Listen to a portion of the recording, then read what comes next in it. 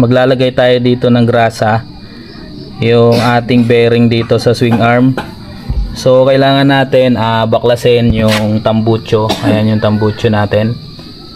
Binaklas na natin. So basic lang naman yan. Yung size nyan is 14.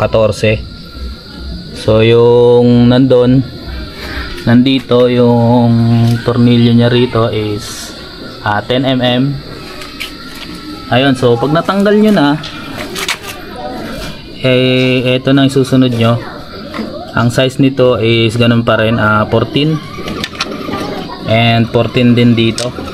Ayan. So dito ay 24 mm. Ayan yung ating size ng mga tornilyo. So bakit ba kailangan natin grasahan to?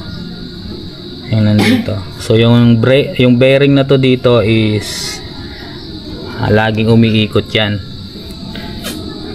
kaya maaring masira yan at mag-cause ng parang lagitnit, yung parang nadudurog na bakal. Ayun, so lagi natin i-maintenance din to. So wag nating kakalimutan na lagi rin nating i-check tong swing arm bearing. So siguro mga 3 months bago natin lagyan ng panibagong grasa. So ayun, lagyan natin ng grasa, guys. Gagamit tayo ng power tools para mas mapadali yung ating trabaho.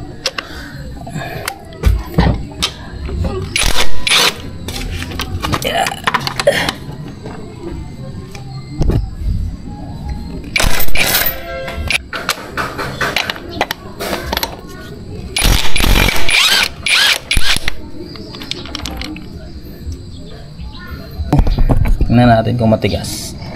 Ayun, napakalambot. Kasi lagi ko siyang mini-maintenance sa grasa. Kaya hindi siya ganoon katigas. So pag hindi nyo nilagyan ng grasa, ganito mangyayari. Ito. Ayun. So sinungkit ko siya ng bali nakalak na siya, na hindi mo na siya talaga mababaklas. Ganyan. Tapos sinungkit ko siya nito dito. Ayun, ganyan. Yan, pinaikot ko yan hanggang doon. So dati naka-stack siyang ganyan. So pag mini-maintenance nito, guys, hindi siya magi-stack na gano'n. Ayun, so mabilis nyo lang siyang mababaklas. Mayroon pa siyang grasa dyan na konti. Ayun, so lagi nating maintenance ang ating swing arm. Gamit lang tayo ng flat screw para masungkit yan.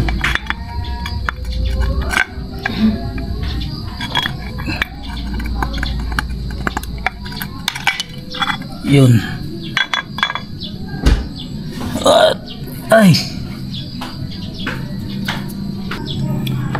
At mayroon siya ditong lock. Ayan. So tanggalin natin yung lock na yan.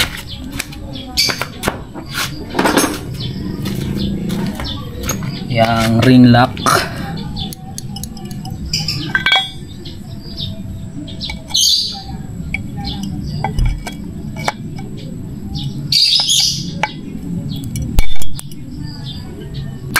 Modulas.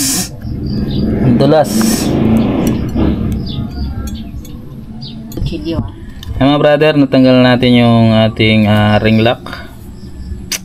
So pag natanggal na natin yan, sungkitin lang natin ang kutsilyo.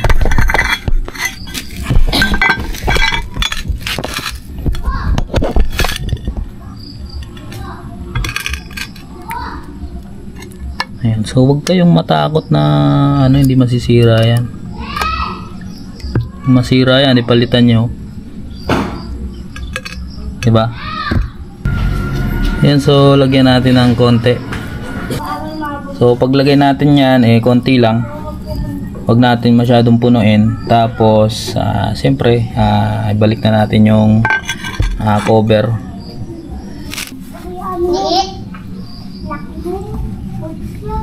Okay?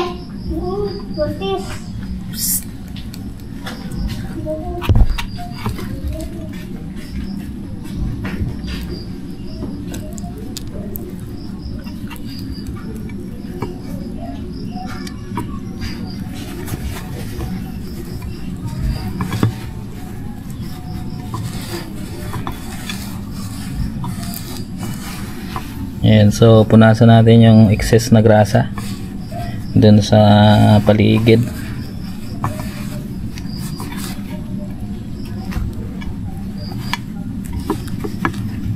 At pagkatapos nyan, balik na natin yung ring lock.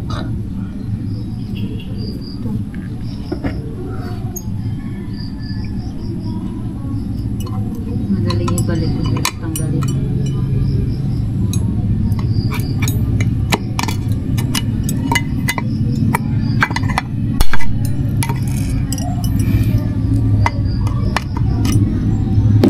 Ayun. So ayan guys, at okay na yung ating bearing. Ayun, so balik na natin yung rubber cap.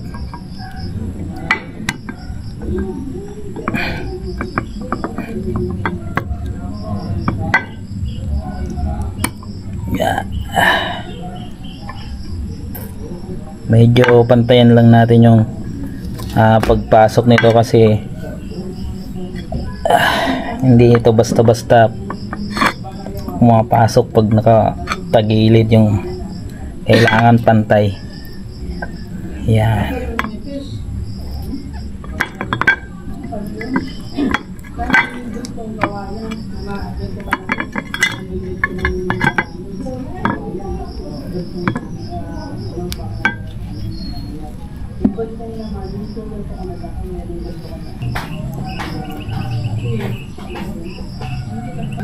Yung para dito sa labas.